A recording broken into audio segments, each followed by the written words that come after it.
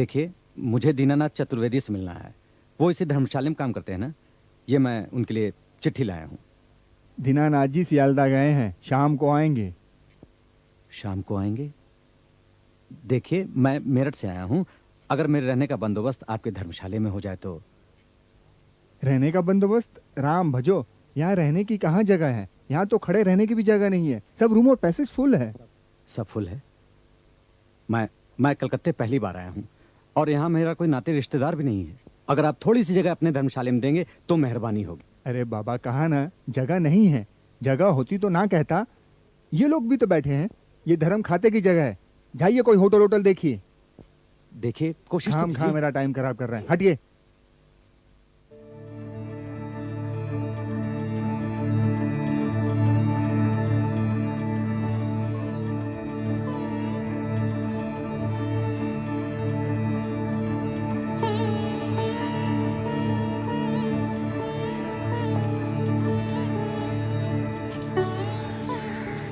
जगह नहीं मिली? नहीं। होटल में जाओगे? होटल के पैसे होते तो कब का चला जाता। कहाँ से आ रहे हो? मेरठ से। आप क्या होटल के एजेंट हैं?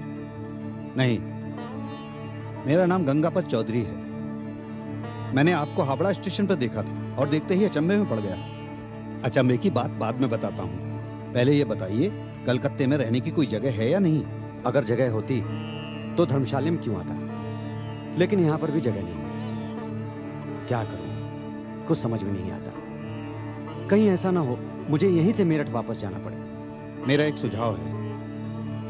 मैं कलकत्ता में रहता हूँ, दक्षिण कलकत्ता में मेरा मकान है। मैं 1 महीने के लिए बाहर जा रहा हूँ। मेरा मकान तो खाली पड़ा रहेगा।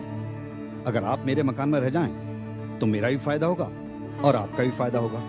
मेरा एक नौकर भी है, वो आपकी देखभाल करेगा, आपको कोई तकलीफ नहीं होगी। एक अजनबी के जिम्मे आप अपना मकान छोड़ देंगे? मैं अचंभे की बात कर रहा था ना। मैंने आपको हावड़ा स्टेशन पर देखा तो मुझे ऐसा लगा जैसे आप मेरे छोटे भाई दुर्गापद हैं।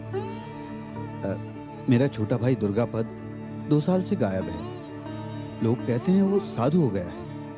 आपका चेहरा उससे बहुत मिलता है ना, इसलिए आपके प्रति मेरे मन में ऐसी भावना है। अब क्या बताऊं, आप अगर मेरे घर में रहना स्वीकार कर लें तो मैं बेफिक्र होकर चला जाऊं।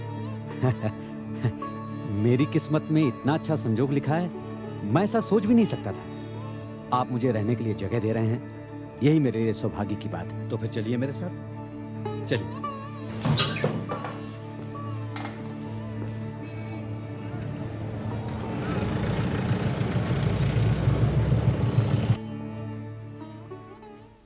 आइए आइए, यह है हमारा घर।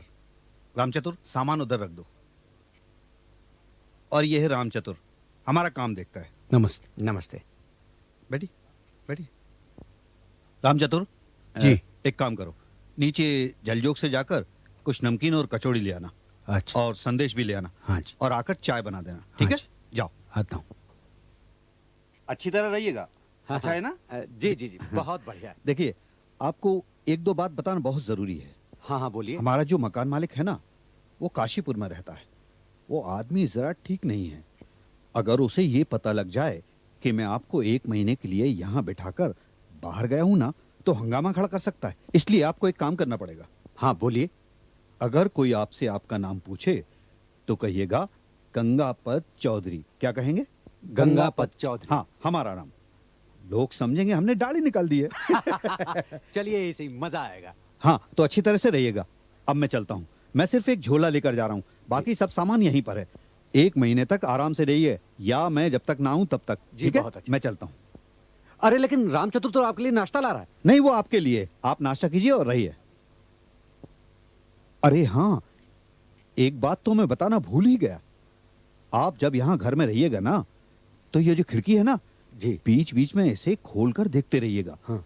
अगर कोई लाल कोट वाला आदमी आता या जाता दिखाई दे तो जरा उस पर नजर रखिएगा।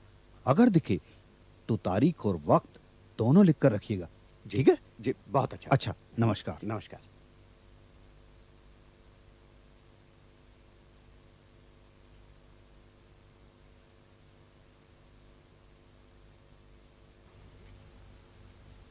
बाबूजी, अरे राम चतुर, तुम्हारे मालिक तो चले गए। नीचे मुलाकात हुई उनसे। मैं आपके लिए थाली में नाश्ता लगाता हूँ। नहीं, पहले नहाऊंगा, उसके बाद नाश्ता करूंगा। जरूर नहा लीजिए, ये रहा गुसल खाना, जब तक मैं आपके लिए चाय बनाता हूँ। ठीक है। अच्छा राम चतुर, एक बात बताओ, तुम्हारे मालिक क्या कुछ, मतलब उनका कोई पेच वेच ढीला है क्या? जी, बहुत अच्छे आदमी है। क्यों? नहीं नहीं, मैं ऐसे ही कुछ पूछ रहा था। अच्छा एक बात और बताओ, कलकत्ते में क्या लोग लाल कोट पहन के घूमते हैं? कभी देखा तो नहीं, मगर ये कलकत्ता है, कलकत्ता, यहाँ कुछ भी हो सकता है।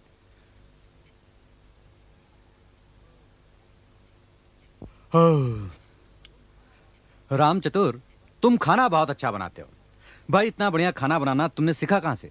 हमारे मालिक खाने पीने के बहुत शौकीन हैं, उन्होंने ही हमें सिखाया है। रात कहो तो बिरयानी बना दूं? नहीं बाबा नहीं, 4-5 दिनों से बस खिला ही रहे हो। आज अपनी बहन की शादी का इश्तहार मैंने दे दिया है, ये काम तो पूरा हुआ। आज तो बस डट कर सोऊंगा। हाँ, तुम्हें कहीं जाना था ना, तो जाओ घूम घूम आओ, शाम तक आ जाना। लेकिन हाँ, सुपारी लेना।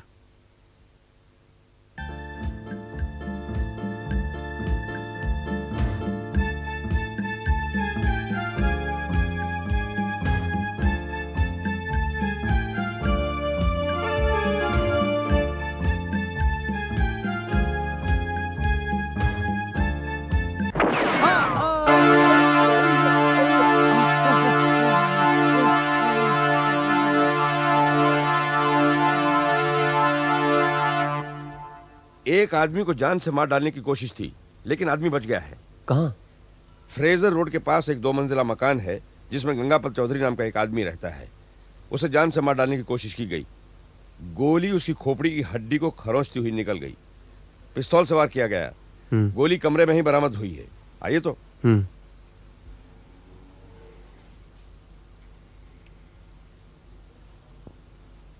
ये ब्योमकेश बख्शी हैं, तुम्हारी कहानी सुनना चाहते हैं।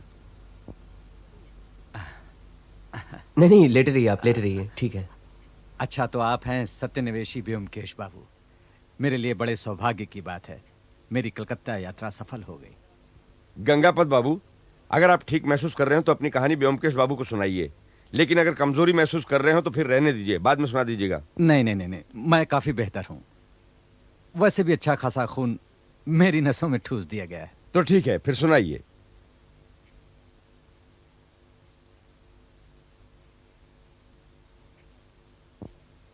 जैसा कि आप सोच रहे हैं, मैं गंगापत चौधरी नहीं हूं। मेरा नाम अशोक महती है। अब कलकत्ता आकर मैं गंगापत चौधरी कैसे बन गया, ये एक मजेदार किस्सा है, बताता हूं आपको। मैं मेरठ का रहने वाला हूं। 3 पुश्तों से हम वही हैं। बंगाल से हमारा संबंध बहुत कम है, बल्कि यूं कह लीजिए कि नहीं के बराबर है। वहीं मेरठ में मैं एक मामूली सी नौकरी करता हूं। घर में एक विधवा माँ है, एक बहन है 25 बरस की। मेरी बीवी थी जो 5 साल पहले ही गुजर गई। उसके बाद मैंने शादी नहीं की। सोचा पहले बहन को पार लगा दूं। बस इसी मकसद को लिए मैंने 1 महीने की छुट्टी ली और कलकत्ता आ गया। सोचा कि कलकत्ता भी घूम लूंगा और बहन के लिए एक अच्छा सा लड़का भी तलाश कर लूंगा। मेरठ से ही मैंने कलकत्ते के एक धर्मशाले का पता लिया था। सोचा था कि यहीं पे ठहरूंगा। बस यहीं पे मेरी मुलाकात ये गंगापत चौधरी साहब से हुई। मकान मालिक काशीपुर से आ गए हैं। वेरी गुड, उन्हें फौरन यहाँ लेके आओ। फिर आगे? यकायक मेरा सर झंझना उठा, मैं उलट कर गिर पड़ा। उसके बाद क्या हुआ मुझे कुछ मालूम नहीं। दर्द के मारे मैं बेहोश हो गया। इस अस्पताल में आकर मुझे होश आया। अब देखिए ना, सर में पट्टी बांधे हुए पड़ा हुआ हूं। किसी ने मेरी खोपड़ी उड़ा देने की पूरी कोशिश की थी। वैसे बात क्या है ब्योमकेश बाबू, कुछ बता सकते हैं आप? कुछ देर लगेगी।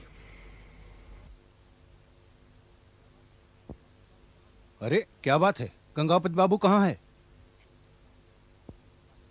ब्योमकेश बाबू, क्या जवाब दूं? आपको पूरा यकीन है कि ये गंगापत चौधरी नहीं है? आवाज कुछ अजीब सी लग रही है। नहीं नहीं, ये गंगापत बाबू नहीं है, लेकिन शक्ल उनसे काफी मिलती जुलती है। लेकिन गंगापत की तो दाढ़ी है। क्या कहा? गंगापत के दाढ़ी? उनकी तो कभी दाढ़ी थी नहीं। क्या आप कह रहे हैं कि क्या गंगापत चौधरी की कभी दाढ़ी नहीं थी? बिल्कुल नहीं बाबू।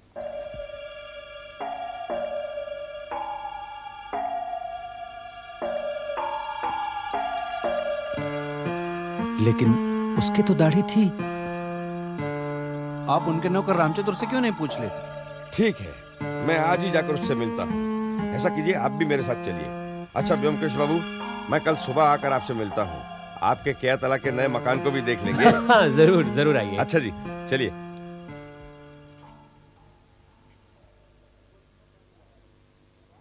ऊपर की सब पर्दे लगा दिए, देखा आपने? हाँ देखा, सब गलत लगाया है तुमने, इसलिए तो यहाँ खड़ी खड़ी देख रही हूँ।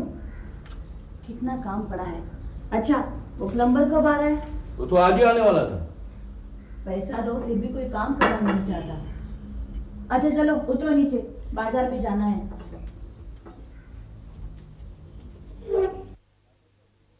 अरे बैठक तो अच्छी जमा दी। कुछ नहीं जमा। देखो तुम 10-15 दिन के लिए सत्य की खोज बंद कर दो, घर में बहुत सारे काम पड़े हैं। अरे तुम्हें नया घर चाहिए था, मैंने कैसे भी बनवा दिया। अब तुम जानो तुम्हारा मकान। लो यहाँ भी शुरू हो गया ताता। यहाँ तो हैरिसन रोड के मकान से भी ज्यादा आदमी आने लगे हैं। पुटीराम दरवाजा खोलो। देखो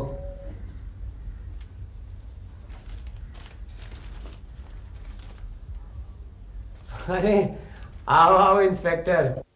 नमस्कार। अरे वाह वाह, मकान तो बहुत अच्छा बनाया व्योमकेश बाबू, चारों तरफ से खुला हवादार। अजी इस मकान में सारी पूंजी लगा दी। अरे पुटीराम जरा चाय लाना तो। अरे कमाई तो खर्च करने के लिए ही होती है व्योमकेश बाबू। यहाँ खर्चे कुछ ज्यादा है, कमाई कम। कहिए क्या खबर है? हाँ, वो राम चतुर भाग गया, कल शाम से ही गायब है। सचमुच चतुर है। पुलिस के झमेलों में कौन पड़ना चाहता है? वो तो बिहार के किसी गांव में बैठकर मजे से भुट्टा सेक कर खा रहा होगा। अच्छा ये गंगापत चौधरी के बारे में आपका क्या ख्याल है? मुझे तो लगता है उसकी दाढ़ी नकली है।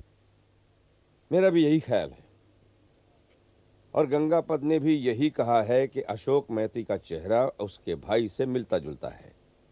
मतलब गंगापत और उसके भाई का चेहरा अगर एक जैसा हो तो सवाल यह है कि अगर गंगापत और अशोक मैती का चेहरा एक जैसा है तो गंगापत ने उसे अपने घर क्यों रखा? उसे अपना नाम क्यों दिया? इसकी वजह क्या है? और इंस्पेक्टर गौर करने की बात है कि असली गंगापत गायब है और नकली गंगापत का कोई खून करना चाहता है उसे असली समझकर। अरे बैठिए तो सही। मतलब यही हुआ कि असली गंगापत की जान खतरे में थी, इसलिए उसने नकली गंगापत ढूंढ निकाला और उसे अपने घर पर बिठा दिया ताकि उसका खून हो जाए, और खून करने वाला यही सोचे कि गंगापत अब नहीं रहा। तो अब असली गंगापत को ढूंढ निकालना है। गंगापत के घर की अलमारी से कुछ कागजात मिले हैं। उनसे यह पता चलता है कि वो कलकत्ता के किसी लोहे के कारखाने में काम करता है और फिलहाल 1 महीने की छुट्टी लेकर भागा हुआ है। अच्छा गोली कहां से चलाई थी, कुछ पता चला? खिड़की के सामने वाले मकान से। रास्ते के उस पार एक टूटा फूटा खाली मकान है, उसके पहले मंजिल की खिड़की से गोली चलाई गई। मकान से कुछ ताजा उंगलियों के निशान मिले हैं, लेकिन वो किसके हैं अभी तक पता नहीं चला। और कुछ? 2-1 संभावनाएं हैं। हो सकता है गंगापत नकली दाढ़ी लगा करके कोई संगीन जुर्म करना चाहता हो और फिर जुर्म के बाद दाढ़ी निकाल दे, या फिर अपने ही घर के सामने से खुद ही गोली चलाकर अशोक मैती का खून कर दे ताकि लोगों को यह पता चले कि गंगापत अब नहीं रहा। इस तरह वो अपने जीवन बीमा का रुपया हथियाना चाहता हो। कुछ भी हो सकता है। आपने मेरठ में पूछताछ की? अशोक मैती की तरफ से उसकी मां को एक टेलीग्राम भेजा है, अभी तक जवाब नहीं आया। क्यों, आपको उस पर भी शक है? लगता तो सीधा साधा भला आदमी है, शायद जो कुछ कह रहा है सच कह रहा है, लेकिन अब तक इसका समर्थन नहीं हुआ। समर्थन करने वाला एक आदमी था, राम चतुर, और अब वो भी गायब। अच्छा ये गंगापत चौधरी काम कहाँ करता है? Scrap iron and steel company में। तो वहां पूछताछ करने से कुछ पता लग सकता है?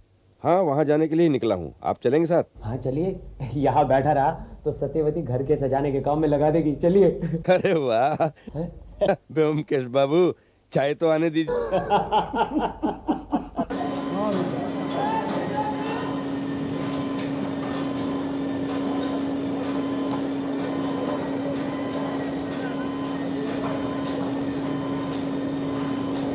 आइए आइए इंस्पेक्टर साहब आइए। सीनियर इंस्पेक्टर सरकार ने हमें भेजा है, इन्हें कुछ बात करनी है। हाँ हाँ क्यों नहीं, हुक्म कीजिए, बैठिए बैठिए। जी, गंगापत चौधरी यहीं काम करता है? जी हाँ, मगर आजकल वो छुट्टी पर है। क्या काम करता है? जी वो इलेक्ट्रिक फर्नेस का मेल्टर है। वो क्या है? आजकल बिजली की आग से लोहा गलाया जाता है। जो इस काम को जानते हैं उन्हें हम मेल्टर कहते हैं। गंगापत सरदार मेल्टर है। हमारे बंगाल में कुछ ज्यादा अच्छे मेल्टर नहीं हैं। जो 4-5 हैं उनमें गंगापत एक है। उसने छुट्टी क्यों ली थी? जी उसकी 1 महीने की छुट्टी जमा है। वो कह रहा था कि शायद भारत यात्रा के लिए जाए। आजकल वो स्पेशल गाड़ियां चलती हैं ना जो पूरे भारत में घुमाती। हाँ। अच्छा, उसके कोई रिश्तेदार वगैरह है आप जानते हैं? जी शायद कोई नहीं है, यहाँ अकेला रहता था। चाल चलन कैसे? बहुत काम का आदमी है जी, होशियार, अक्लमंद। उसका कोई दुश्मन है या नहीं, आप कुछ बता सकते हैं?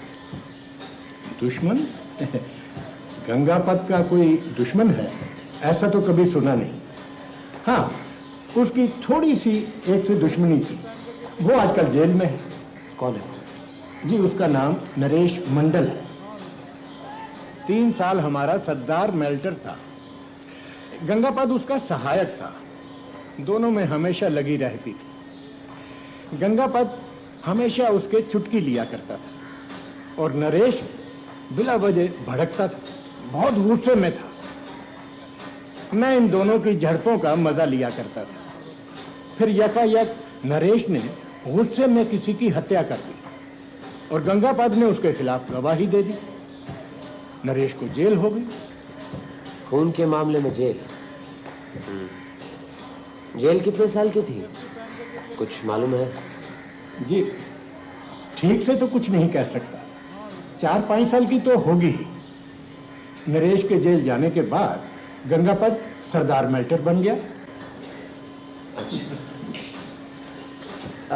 एक बात बताइए, आपने गंगापत को आखिरी बार कब देखा? जी यही कोई 12-13 दिन पहले। तो क्या उसके दाढ़ी थी? दाढ़ी? गंगापत के तो कभी दाढ़ी नहीं थी। अच्छा ठीक, बहुत बहुत धन्यवाद। नमस्कार। नमस्कार।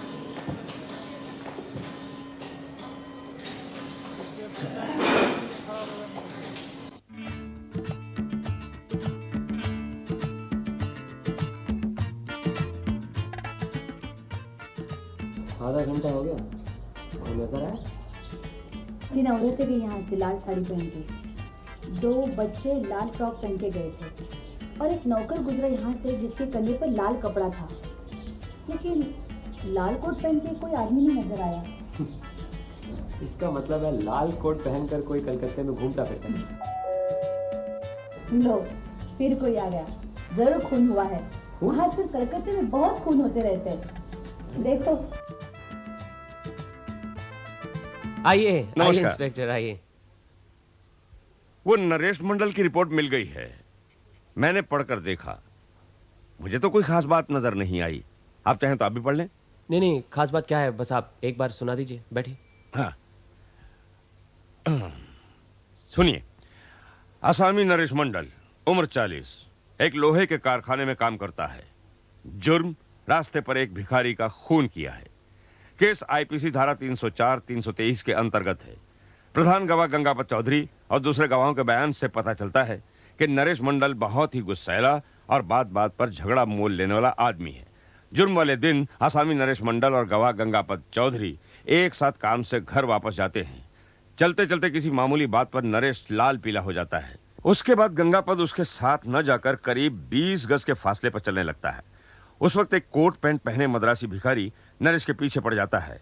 पीछे पीछे चलने वाला गंगापत ये सब देखता है कि हाथ हिलाकर नरेश उसे भगाने की कोशिश कर रहा है, लेकिन भिखारी उसका पीछा नहीं छोड़ता। या कहे गुस्से में नरेश भिखारी के गाल पर एक जोर से चांटा मारता है। भिखारी गिर पड़ता है। नरेश तेजी से आगे बढ़ जाता है। पीछे से गंगापत ये सब देख रहा है। वो भिखारी के पास आकर देखता है कि वो मर चुका है। डॉक्टर की रिपोर्ट से पता चलता है कि भिखारी काफी कमजोर था। एक थप्पड़ से ही उसके प्राण उड़ गए। पुलिस ने नरेश को उसके घर से गिरफ्तार कर लिया। पुलिस की तरफ से जिन लोगों ने इस मामले में गवाही दी है वो सब के सब स्वतंत्र और निरपेक्ष गवाह हैं, सिवाय गंगापत के। आसामी ने अपना जुर्म नहीं माना, वो अपने आप को बेगुनाह समझता है।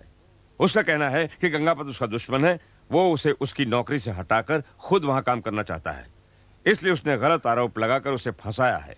हालांकि ये सच है कि गवाह गंगापत का अपना मतलब हो सकता है, लेकिन निरपेक्ष गवाहों के बयान भी गंगापत के बयान का समर्थन करते हैं। इन सब बातों को मद्देनजर रखते हुए आईपीसी की धारा 304 के अनुसार आसामी को अनजाने में हत्या के अपराध में अदालत 3 साल की सख्त सजा देती है। क्यों, क्या लगता है? कुछ कहा नहीं जा सकता। जहां भी राख नजर आए उसे उड़ाया जाए। हो सकता है कोई हीरा मिल जाए। ये बात तो है। अच्छा, वो टूटे फूटे मकान में जो उंगलियों के निशान मिले थे, उनकी आपने तस्वीरें ली? हाँ, ले ली। और गंगापत का कुछ पता चला? नहीं, भारत भ्रमण की जितनी भी स्पेशल गाड़ियां हैं, हर एक के मुसाफिरों की लिस्ट देख ली है। गंगापत चौधरी का नाम किसी में भी नहीं। हो सकता है शायद दूसरा नाम लेकर निकल गया हो सकता है गया ही ना हो, कलकत्ता में ही कहीं छुपा बैठा हो। हाँ, ये भी हो सकता है। और कोई खास बात? मेरठ से खबर आई है, अशोक मैती सचमुच मेरठ का ही रहने वाला है। अच्छा, आप एक काम कीजिए। मुझे ऐसा जान पड़ता है कि नरेश मंडल की सजा की मियाद खत्म हो जाने की बात है। क्या आप पता लगा सकते हैं वो जेल से छूटा है कि नहीं? हाँ हाँ, क्यों नहीं, मैं ऐसा करता हूं। कल सुबह ही आपको पता करके बताता हूं। ठीक है। बुरी खबर है ब्योमकेश बाबू। क्या हुआ? नरेश मंडल 45 दिन पहले ही जेल से रिहा हो गया। जेल में चाल चलन अच्छा था, इसलिए कुछ दिनों की रियायत मिली है। जेल से छूटकर कहाँ गया, कुछ पता चला? अपने घर भी नहीं गया, फैक्ट्री भी नहीं गया। रतनलाल कपड़िया बता रहा था, कहाँ छुपा बैठा है किसी को नहीं मालूम। अब ये मामला धीरे धीरे मेरी समझ में आया। अगर नरेश मंडल के मन में पाप नहीं होता तो ये जेल से छूटकर यूं गायब नहीं हो जाता। रतनलाल के पास जाकर वापस अपनी नौकरी भी मांग सकता था, ये भी उसने नहीं किया। मतलब खूनी नरेश मंडल है? कहने को तो कहा नहीं जा सकता, हमें ठोस सबूत भी तो चाहिए। अच्छा, अगर घटनाओं को सिलसिलेवार देखें तो एक तरफ नरेश मंडल, झगड़ालू गुस्से वाला आदमी, दूसरी तरफ गंगापत, धूर्त शैतान, हर एक बात में चुटकी लेने वाला। दोनों एक ही जगह काम करते थे, दोनों में नोक झोंक लगी रहती थी। अब गंगापत नरेश मंडल को अपनी जगह से हटाना चाहता था, लेकिन काम आसानी था। क्या किया जाए? उसे एक मौका मिलता है और नरेश मंडल को 3 साल की जेल हो जाती है। अब गंगापत सरदार मेल्टर बन जाता है। उधर सजा की मियाद से कुछ दिन पहले नरेश मंडल छूट जाता है, लेकिन ना तो वो सीधा घर जाता है, ना अपनी नौकरी पर। बदले की आग अब भी उसके सीने में धधक रही है। वो गंगापत को खत्म करने की साजिश में लग जाता है। और इधर गंगापत को यह पता चलता है कि नरेश मंडल जेल से छूट गया है।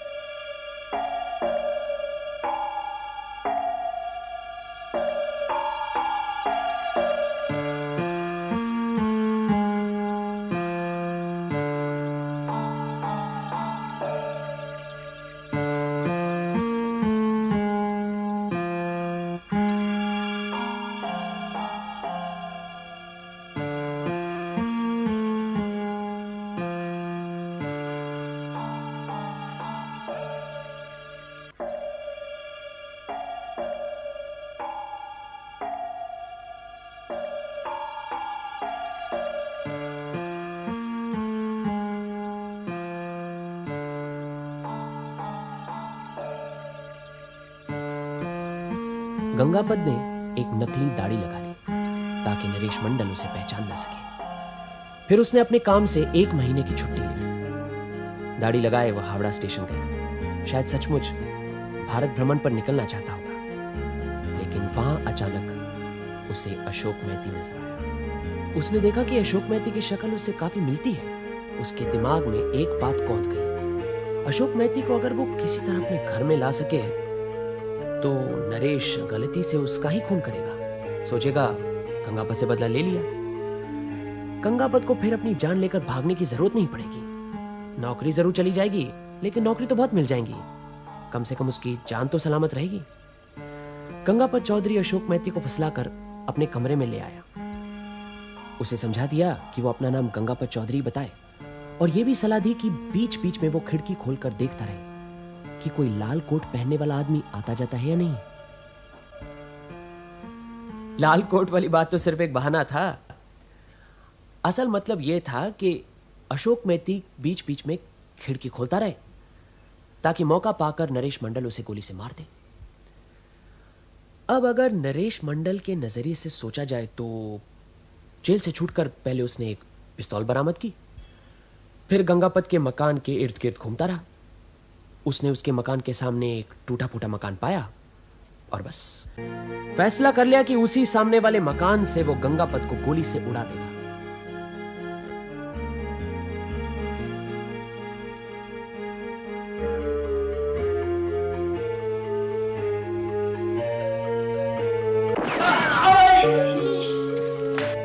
और फिर कलकत्ता छोड़कर भाग जाए।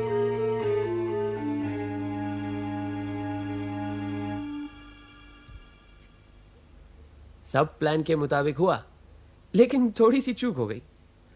अशोक मैती घायल जरूर हुआ, लेकिन मरा नहीं। अब गंगापत और नरेश मंडल की हालत कुछ एक जैसी है। दोनों खुलेआम समाज में घूम नहीं सकते। अखबार में छपवाया गया है कि पुलिस को दोनों की तलाश है। नरेश मंडल तो कानूनन दोषी है, उसने खून करने की कोशिश की, और गंगापत भी बड़ा दगाबाज किस्म का आदमी है। उसने सीधे साधे निर्दोष आदमी को मौत के मुंह में धकेलना चाहा। लेकिन अगर गंगापत पकड़ा जाए, उसे कानूनन सजा हो सकती है या नहीं, ये तो कहा नहीं जा सकता। वो सब तो ठीक है, लेकिन जिसने कानूनन जुर्म किया हो उसे कैसे पकड़ा जाए? एक रास्ता है, इश्तिहार। इश्तिहार? तालाब में बंशी डाले बैठे रहो, मछली दाना निकले तब उसे पकड़ा जा सकता है। अच्छा, करना क्या होगा? यहां के 2 प्रमुख अखबारों में इश्तिहार देना होगा। इश्तिहार कुछ ऐसा होगा, बंबई के किसी स्टील फाउंड्री में तजुर्बेकार इलेक्ट्रिकल मेल्टर की जरूरत है। अच्छी तनख्वाह होगी, कुछ समझ लीजिए 700,000 रुपए। इंटरव्यू कलकत्ते में होगा।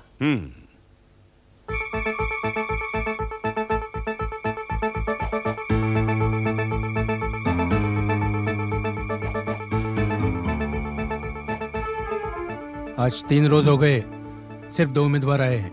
मछली जाल में फंसेगी कि नहीं? अरे भाई, पूरा हफ्ता देखना अभी तो। देखो कोई है, जाओ जाओ बैठ जाओ वहां पे। बॉम्बे स्टील फाउंड्री का ऑफिस यही है।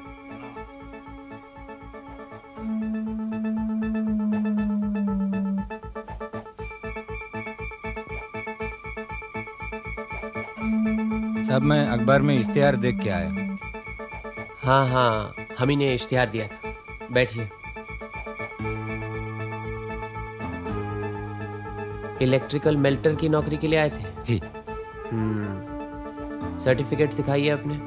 वो सर्टिफिकेट सब खो दिया साहब। 3 साल से बीमार था ना, नौकरी भी छोड़नी पड़ी। पहले कहाँ काम किया है? नागपुर की फाउंड्री में काम करता था साहब, आयरन फाउंड्री में। साहब, मैं एक तजुर्बेकार इलेक्ट्रिक मेल्टर हूँ साहब। सरदार मेल्टर भी था। यकीन कीजिए साहब, आप अगर चाहें तो मैं अपने पैसे से बंबई ले जाकर मेरे काम की परख करवाने को राजी हूँ। ये तो बहुत अच्छी बात है, लेकिन हमारे बंबई ऑफिस का ब्रांच बस अभी अभी खुला है, इसीलिए अपनी जिम्मेदारी पर तो मैं आपको नहीं भेज सकता। लेकिन एक काम करते हैं, मैं आज ही बंबई तार भिजवा देता हूँ। आपने जो कहा वो लिख देता हूँ, शायद कल तक जवाब आ जाना चाहिए। अगर आप कल इसी वक्त आ सकें मैं तो जरूर आऊंगा साहब। अच्छी बात है। वीरेन बाबू जी। जरा इनका नाम और पता नोट करवा लीजिए। जाइए, आप उधर जाइए। क्या नाम है तुम्हारा? मेरा नाम नरसिंह मलिक है साहब। पता 17 नंबर कुंजी मिस्त्री गली। सुनो, ये जो आदमी अभी बाहर निकलेगा ना, इसका पीछा करना। हाँ, करके तलाशी ना, शायद कोई पिस्तौल या रिवॉल्वर भी मिले। लगता है यही नरेश मंडल है, समझे?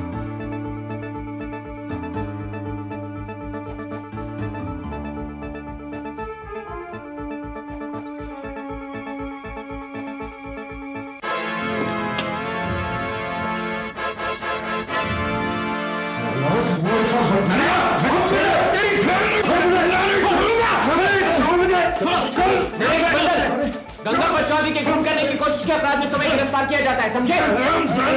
मैं तेरा खून पी जाऊंगा।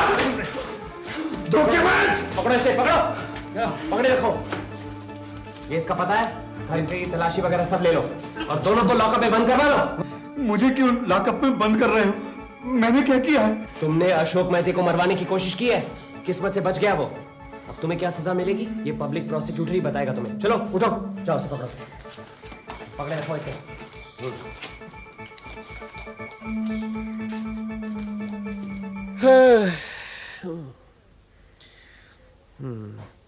चलो, दोनों पकड़े गए हैं। नरेश मंडल और गंगापत, ये दोनों ही आपके पास नौकरी के लिए आएंगे। क्या आपको इस बात की उम्मीद थी? उम्मीद तो नहीं थी, लेकिन मन में आशा थी। ये उम्मीद नहीं थी कि दोनों उसी वक्त आके सांप नेवले की लड़ाई शुरू कर देंगे। लेकिन अच्छा ही हुआ ना, एक ईंट से दोनों चिड़िया घायल। अच्छा, उस अशोक मेहती का क्या हाल है? ठीक है? ठीक है, ठीक है। एक काम करो, इंस्पेक्टर सरकार से जाकर कहो कि उसके रहने खाने पीने का अच्छा इंतजाम करे। अगर वो गुजर गया तो आपका केस फुस।